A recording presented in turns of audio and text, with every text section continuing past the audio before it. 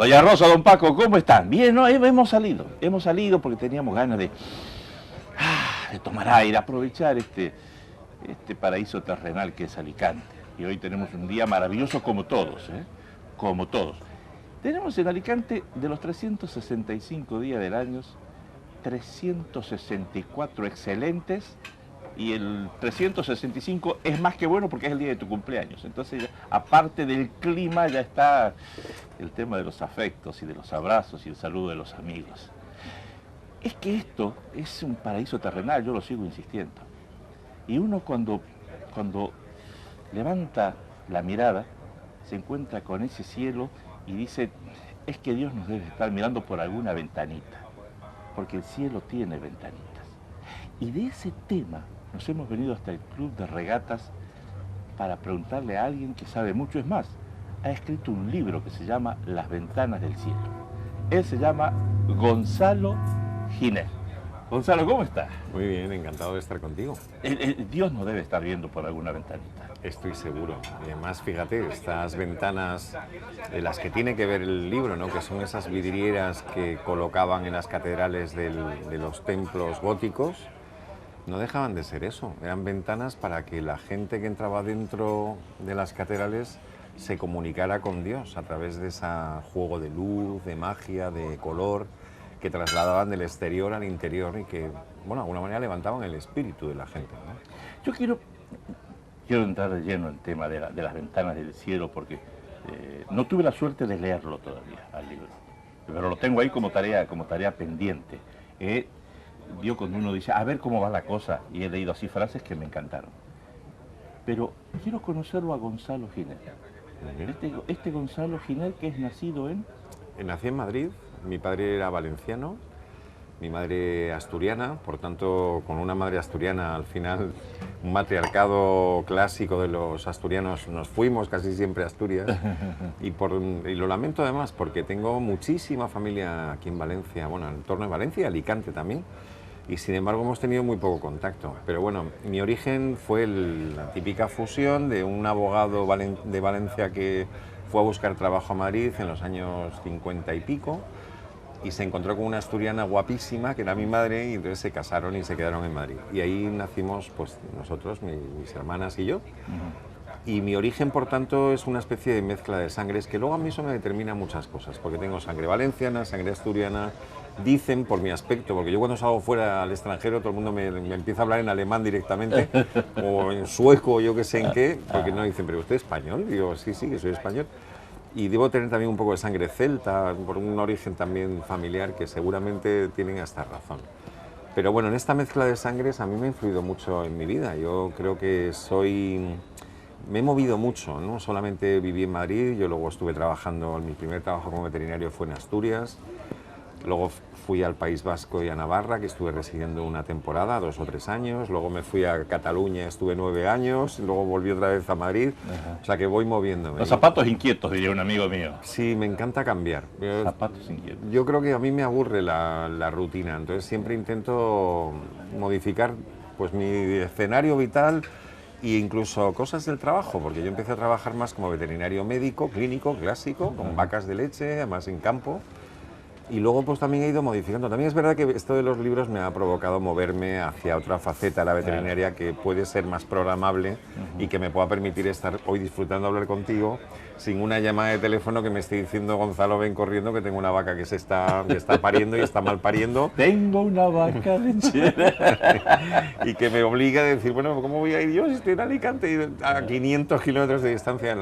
Bueno, como no puedo hacerlo, pues al final he ido modificando también mi propia profesión para adaptarla un poco a lo que quiero mantener, porque para mí es muy importante, mi trabajo es lo más importante de mi vida, con esta otra faceta apasionante que son las letras, que vino un poquito después.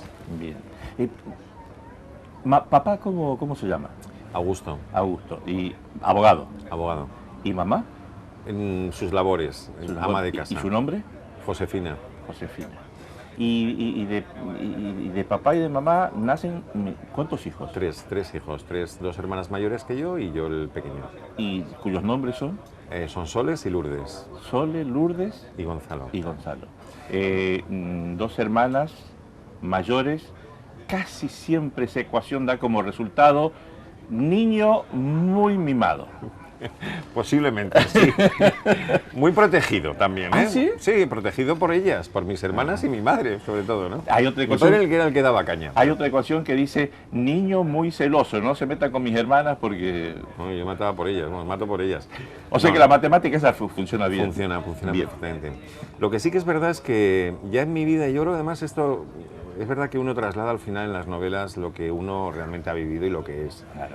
Y en mi caso, es verdad que, claro, yo en el entorno familiar, mi padre era abogado, pero mi abuelo era abogado, mi tatarabuelo, mi bisabuelo y todos los demás abuelos han sido todos abogados y además han tenido mucho que ver con el Tribunal de las Aguas de Valencia. Eran los procuradores del Tribunal de las Aguas de Valencia durante casi 200 y pico años, ¿no?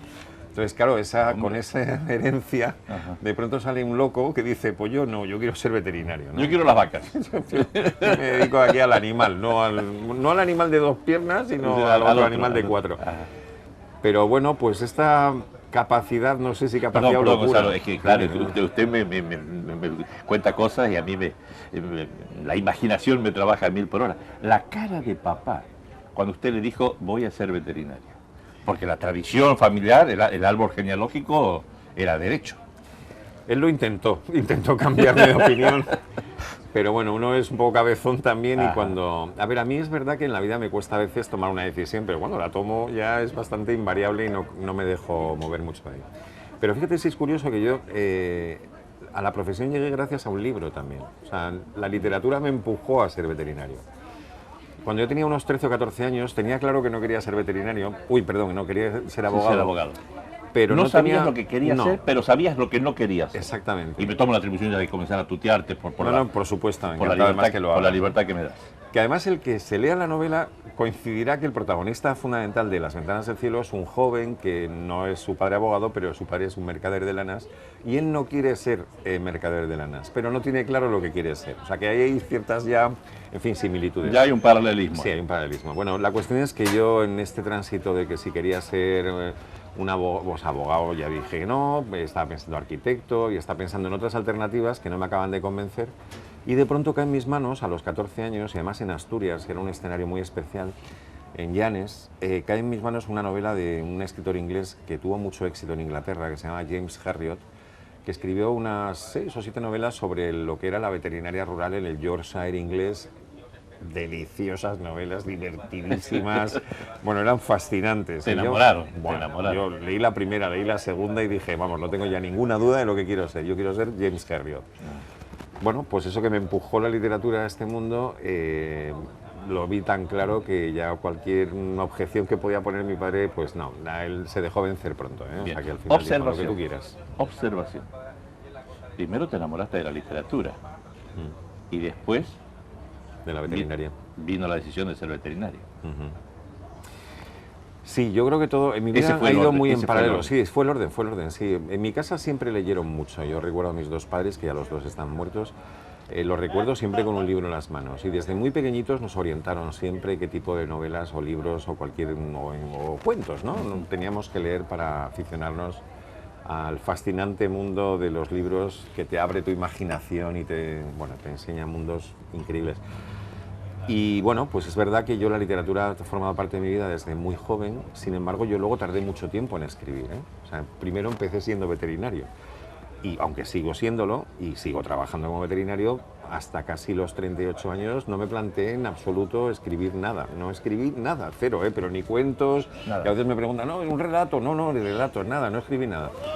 Bueno, fue a los 38 años que por una situación profesional de tensión extrema, tenía cierto deseo de escribir, pero estaba como un poco ahí dormido y en ese momento vi que era el momento de oportunidad casi como terapia. O sea, me apetecía realmente que mi cabeza no solamente estuviese pensando en los problemas del día a día que tenía en esa fase, sino que yo quería idear con mundos distintos y aislarme durante un tiempo de eso. Y así surgió una novela, un relato, que luego ya empecé a escribirlo y cuando lo terminé, pues tenía ya 550 páginas. O sea que Novela, relato, cuyo nombre fue... La Cuarta Alianza. Luego eso se trasladó en una novela que tuvo Un devenir Ese fue el extraño. primer hijo. Ese fue el primer hijo, sí, La Cuarta Alianza. Lo que pasa es que fue toda una sorpresa. Yo casi a cada novela que he ido haciendo tiene como una especie de adjetivo, ¿no? Y el adjetivo es, bueno, en este caso era una sorpresa continua, porque yo no tenía ninguna intención de publicar. Pero bueno, entre unas cosas que unos me animaban y otro que decía, bueno, pues voy a probarlo, ¿no? A ver si me lo pueden publicar. Y fue casi un poco milagroso, porque no tenía nadie conocido en este sector, ni agente literario, ni nada que me pudiese vincular con la editorial. Y lo que hice fue lo que todo el mundo me decía que no había que hacer, que era mandar directamente el manuscrito con una carta diciendo que a ver si me lo quiero publicar. Y Pla y Janés decidió en ese momento que, bueno, que merecía la pena. Y digo que fue sorpresa porque ya esa fue una sorpresa, cuando me dijeron que ese mismo año me parece que les habían llegado 1.500 manuscritos y habían publicado 4 o 5 nada más. O sea que era un auténtico milagro. Pero luego la sorpresa continuó porque al poco tiempo... Perdón. Sí. Un muy buen olfato para las cosas buenas. Yo no era consciente de nada de eso. O sea, simplemente a uno le dicen, te abro la puerta, puedes entrar aquí y además... Es que después el tiempo les dio la razón de que tuvieron buen olfato. Quizá igual, bueno, pues gracias a Dios, sí, gracias a Dios. Pero no solamente la sorpresa fue publicación, sino que me dijeron inmediatamente además tu novela ha sido elegida como novela especial de promoción en Pla y Janés en el primer semestre, y además 2 meses después hemos vendido derechos ya internacionales a Grecia, Portugal, a Polonia, a Italia. Yo era como una especie de decir, aquí hay una cámara oculta que me están tomando el pelo mis amigos, porque esto no puede estar pasándome real, ¿no? Pero fue así, o sea, fue el comienzo en este mundo, que ya fue un comienzo pisando bien, vamos, o sea, increíble. Y de aquella primera novela, ese fue el primer hijo. Sí. ¿Y el segundo, tercero? El segundo salió bastardo, casi, o sea que fue un auténtico desastre, porque... Bueno, quizás se me fue un poco la mano, era una novela muy gore, yo mataba a todo el mundo que aparecía en la novela, yo me lo cargaba, pero además de unas formas que en mi casa estaban asustados conmigo, porque le colgaba a la pared, le sacaba las tripas, unas burradas, y en España no tuvo ningún éxito, pero en Ucrania y en Rusia se vendió como la rosquilla, o sea, yo no sé por qué a estos les debe de gustar así esta marcha, y allí vendieron muy bien esa novela. Bueno, y este fue el segundo paso en esta carrera que he ido haciendo, hasta que salió El Sanador de Caballos, que fue el que rompió, en cuanto que me dio a conocer un poco ya de verdad en el mundo español, y no solo español, pero bueno. El Sanador de Caballos fue realmente una especie de devolución del favor que me había hecho la literatura, porque, como antes te comentaba, gracias a un libro yo entré a la profesión más bonita del mundo, que es la veterinaria, y en ese momento decidí que le quería devolver un poco ese favor escribiendo una historia sobre cómo eran los veterinarios en la Edad Media. O sea, que yo me metía en el mismo mundo, pero un poco después y al revés. Y nace esta idea del Sanador de Caballos, que fue, pues, bueno, para mí es una novela muy especial porque recreaba el espíritu de estos grandes veterinarios de esa época que bueno, se los sorteaban los reyes cristianos del momento, estoy hablando del siglo XI, XII, XIII, y que tenían esa gran, enorme influencia del mundo árabe, que gracias al Andalus y a la presencia del Andalus en España entró todo el saber médico, no solamente médico humano, sino médico animal, a través de los traductores de Toledo, que trasladaron todo ese saber hacia los reinos cristianos, que estaban muchísimo más atrasados en cuanto a conocimiento. Y en España se produjo ese efecto, solo en España, en el que los albéitares, que son... Mira, la A esta es A de albéitar. Y los albéitares eran los veterinarios medievales en España nada más, porque era un término árabe, que quiere decir el sanador de las bestias, ¿no? Sanador de las bestias. Y los árabes, tanto los caballos como otros animales, pero fundamentalmente el caballo era un animal sagrado para el Islam. El profeta decía que había 3 animales sagrados, el camello, que fue el que les ayudó, lógicamente, en zonas desérticas a trasladarse y a difundir el Islam. Luego decidió que era más rápido el caballo y entró el caballo a colación, y luego el halcón, que el halcón también es el único animal que los árabes permiten que la caza del halcón sea una presa que, aunque esté muerta, el musulmán puede comer. El musulmán tiene prohibido comer cualquier animal muerto, que haya muerto, no que lo haya sacrificado para comértelo, ¿no? Sino que esté muerto de antemano. Salvo con los halcones, que son piezas de caza que han cazado, y esa es la única fuente a veces de proteína en el desierto, de proteína animal que pueden tomar. Bueno, pues con esta historia de caballos, yo cuando leía, por ejemplo, que el profeta decía que el caballo era una criatura que Alá había creado de un puñado de viento. Bueno, hay mucha poesía en determinados momentos en lo que es ese Islam Se bonito, maneja mucho ¿no? eso, ¿eh? Se maneja Sí, mucho la sí, poesía y sí. la ma- Gonzalo, es que me da a mí la sensación con el tema del sanador de caballos, porque la primera obra, el primer hijo, te abrió las puertas. De alguna manera te dijo, oye, que tienes condiciones para esto. Pero luego fue el sanador de caballos el que hizo ¡boom! Y te abrió la gran puerta, te hizo conocido. ¿Fue el sanador de caballos también el libro que te permitió que se abracen, que se tomen de la mano el escritor y el veterinario? Sí, sí, fue en ese momento cuando, bueno, pues fue de forma casi obligada, entraron los animales, que son mi mundo, en los libros también. O sea, la novela histórica, o en general las novelas anteriores, yo no había metido animales como protagonistas. En El Sanador de Caballos hay un animal protagonista esencial, que es una yegua, que es compañera del otro protagonista, pero los dos van casi en paralelo. Y es efectivamente la puerta que me abre a explicar este mundo en el que yo vivo y disfruto a diario, que es el mundo de la relación entre personas y animales. Porque eso es una de las cosas que más me fascinan, aparte de que toda la utilidad que hacemos animales, no digo domésticos, sino también de granja. Lo que a mí me interesa en mi trabajo, e intento además estudiarlo a mi manera, ¿no? Es estudiar el comportamiento animal, es decir, cómo ellos nos trasladan sus emociones, cómo piensan los animales, porque también piensan de una manera no verbal, pero piensan. Y ese recorrido que yo intento hacer cuando voy a ver a mis ganaderos y a mis clientes, ¿no? En ese momento es cuando se introduce también en las novelas. Y esa relación casi mágica en algunos momentos entre un caballo, un perro o un halcón, como es en el caso de la última novela, arranca ahí y ya ha formado ya parte de mí. O sea, ahora mismo todo el mundo en el mundo editorial me asocian como el veterinario que escribe novela histórica con animales, ¿no? Con animales como protagonistas. Permíteme que le haga una pregunta al veterinario. Bien. ¿Cómo haces? ¿Qué interpretas? ¿Cómo te llega cuando hay un animal enfermo? Permíteme que ponga el ejemplo de un perro. Hay un perrito enfermo que lo tienes en tu consulta y de pronto el animal te mira a los ojos. ¿Qué recibes? ¿Hablan los animales también con la mirada? Sí, sí, hablan con la mirada. Pensamos que, fíjate, los animales tienen una forma de pensamiento que no, como decía antes, lógicamente no es verbal, que es por imágenes asociativa. Ellos asocian una imagen concreta con una emoción simple. Sus emociones son más simples que las nuestras, es decir, no son complejas en el sentido de que no son... o sea, por ejemplo, yo qué sé, el enamoramiento no existe en el mundo animal. Existe el instinto sexual, pero no el enamoramiento, que es un complejo de emociones que a ellos se les escapa. Sin embargo, ellos sí que tienen esa asociación de una imagen, pero además ellos ven como muchísimo, con mucho más detalle de lo que nosotros miramos. Nos puede sorprender a veces cuando uno tiene un perro, un gato, un animal, en fin, un caballo, con el que tienes más contacto, ¿no? Nos sorprende que mucha gente dice, no, es que yo no sé cómo lo hacen, pero cuando yo llego a casa, si voy de mal genio, el perro me detecta en el segundo 3. O sea, sabe que ese día hay algo que ha pasado, que yo no estoy bien. ¿Por qué lo hacen así? Porque ellos se fijan en todos los detalles de lo que están mirando. Nosotros miramos de forma más abstracta. Yo te puedo estar mirando a ti, pero no me estoy fijando en el color ahora me fijo en el color de la patilla de tu gafa o en la expresión de tu boca, o miro un poco en global.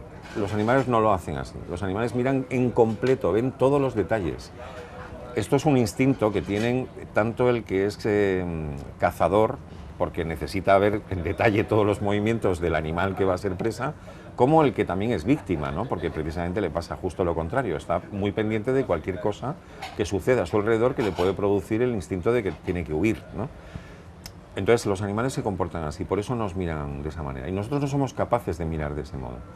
Solamente hay determinadas personas o con mucho ejercicio, pero ya es decisión propia, que tienes que fijarte mucho más de lo normal en detectar las más pequeñas diferencias en su mirada, en la boca, en las orejas, en un conjunto de síntomas que te está expresando cosas y te expresan pavor, miedo, dolor, cariño, bueno, las emociones que un animal son capaces de trasladar, ¿no? Pero te la trasladan, claro que sí. Hay una frase desafortunada de este preguntador oficial que soy yo. Si digo que hay que ser muy animal para poder transmitir sentimientos con una mirada? Pues no te falta razón. La verdad es que si nos pareciéramos más en este caso a ellos y si tuviéramos la sensibilidad para recibir esa mirada que estás diciéndome tú, para entender lo que me estás mandando con esa mirada, pues mira, ganaríamos a veces mucho más tiempo. Porque a veces miradas que uno lanza a otra persona que igual no se conoce apenas, ¿no? Pero que estás queriendo trasladarle ya algo, hay gente que es muy, o sea, que parece que tiene un muro encima, o sea, que no capta, ¿no? Y otros que sí que captan a la primera. Pues en este caso yo creo que sí que es bueno intentar aprender en este aspecto de lo que hacen ellos, porque, bueno, podemos tener unas experiencias súper divertidas después y muy interesantes a nivel humano. Una cosa más que los humanos tendríamos que aprender de los animales. Muchas. Por ejemplo, hablando de un animal como es... A mí me fascinan las vacas, fíjate que son unos animales poco glamurosos para tratarlos desde el punto de vista literario. Y por eso yo he tratado más bien caballos, perros, que se hacen como más cercanos y además que la relación que tienen con nosotros es más... tiene más recorrido, ¿no? Pero a mí los perros en concreto, si hay una virtud que me parece increíble de ellos y que es prácticamente casi solo de ellos, es la lealtad. O sea, esa capacidad de entrega generosa, incondicional y continua que tienen cada vez que nos ven. O sea, es que puede haber pasado 3 minutos que te vas a una habitación, vuelves a entrar y está con el rabo ahí como loco, como si no te hubiera visto hace 3 años, ¿no? Y luego la lealtad en cuanto a su comportamiento, es decir, incluso lo triste es que cuando conoces casos de maltrato, y de maltrato salvaje, lo triste es que los pobres perros a veces están, o sea, vuelven a aparecer su amo, que es un canalla, y todavía el tío está ahí moviendo el rabo como a ver si me hace una caricia, ¿no? O sea, que es que se olvidan rápidamente incluso de lo que les ha pasado y están siempre persiguiendo de esa forma leal ese compañero, amigo que necesitan a su lado. No hay rencor, no hay... No hay rencor. Perdón permanente, evidentemente no es el caso del perro. Los caballos, por ejemplo, sí que es más curioso. Es un animal que es muy temeroso, es una víctima. Ellos se consideran víctimas de depredadores, por tanto están muy pendientes de cualquier cosa que les asuste, ¿no? Son así. Y es verdad que en este caso el caballo ante cualquier cosa que cambie en su entorno se asusta y no es un planteamiento de lealtad, o sea, sale si puede corriendo porque teme por su vida, ¿no? Gonzalo, pero este Gonzalo Giner, veterinario, escritor, creo que después de escribir el primer libro, después de escribir El sanador de caballos, después de seguir escribiendo otras obras más, se transforma un poco en animal, quizás por el contacto con su profesión de veterinario, y comienza a ver detalles que las demás personas no vemos. Porque tu última obra, Las ventanas al cielo, ves los detalles de justamente las ventanas, de esas obras de arte en las ventanas, por ejemplo, de las iglesias, de las catedrales. Y me da a mí la sensación que es como un homenaje que tú quieres hacer a eso que muchos a veces no vemos. Es cierto que cuando uno entra en una catedral, las vidrieras, las catedrales góticas en principio ya de por sí, por su dimensión, su tamaño, la cantidad de piedra que ves allí, las alturas te impresionan, ¿no? Cuando además tiene un conjunto de vidrieras bonito, antiguo y que dan ese juego además añadido de luz y color, todavía te asombran más. Pero es verdad que muchas veces quizá porque están muy arriba y no distingues bien las escenas que están ahí representadas, o quizá porque nunca se le ha dado demasiada importancia, pues para muchos pasan casi desapercibidas. Hay algunas excepciones, que yo, por ejemplo, confieso que a mí me supusieron, en este caso, fue uno de los motivos de escribir esta novela sobre vidrieras. Y fue una estancia que tuve hace muchos años, cuando tenía 25, en la Santa Capilla en Saint-Chapelle, en París, que está muy cerca de Notre Dame, que es una joya del gótico, es de las primeras iglesias góticas que se hicieron en Francia, y esta es una joya porque no es muy grande, es una capilla, pero es una capilla que tiene prácticamente vidrieras que llegan casi hasta el suelo, o sea, todas las paredes y prácticamente hasta el techo y todo el ábside y en la parte posterior hay un gran rosetón, son todo vidrios de colores. Cuando uno entra allí, evidentemente no pasa como en otras catedrales, se queda absolutamente petrificado, porque un día con luz el aire está completamente teñido de color. Bueno, a mí eso me pasó en su momento, me supuso también, no sé, que me quedó ahí como grabado y bueno, y luego más tarde ha salido, ¿no?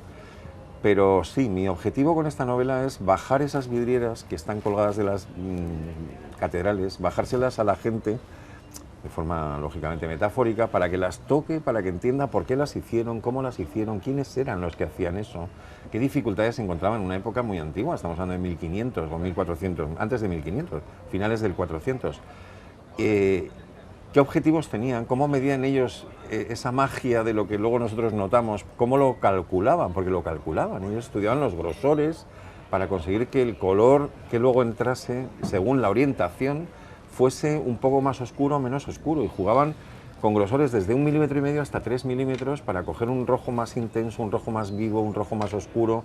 Todo eso lo calculaban de antemano, antes de hacerlas. Bueno, pues todo esto yo se las bajo para que el lector lo toque, lo disfrute. Nos hace conocer un mundo nuevo. Sí. Sí, porque es verdad que incluso, fíjate, es un poco... Y que he querido hacer esta novela en parte por un objetivo secundario. Primero, porque yo disfruto mucho escribiendo, ¿no? Y me gusta mucho escribir, ese es el objetivo número uno. Pero segundo, en este caso, porque me apetecía de verdad reconocer que de lo que estamos hablando, que es las vidrieras, no es un artesano medio que el tío pues coge unos vidrios y los pega allí con plomos y queda muy bonito. No, no, son artistas como la copa de un pino, o sea, son artistas buenísimos, y hay algunas, muchas de ellas, ¿no?, que son verdaderas joyas de arte, que podrían estar colgadas. Sí, y como tú decías, perdón por la interrupción, no, no. Como tú decías, no está nada librado al azar, hasta el grosor de los cristales. Sí. La ubicación. En esta novela tiene mucha importancia, aparte de las catedrales, se hicieron vidrieras para muchas otras iglesias. Y en esta novela tiene mucha importancia una que está en Burgos, muy cerquita de la ciudad de Burgos, que es la Cartuja de Miraflores. La Cartuja de Miraflores es una iglesia que fue financiada por la reina Isabel para enterrar a sus padres allí. Y de hecho está el mausoleo de Juan II de Castilla y de Isabel de Portugal, de su madre, está allí. Es una auténtica preciosidad. Yo recomiendo a la gente que vaya a Burgos, aparte de ver la catedral, que ya es otra joya, y otras muchas cosas que hay, que vayan a la Cartuja.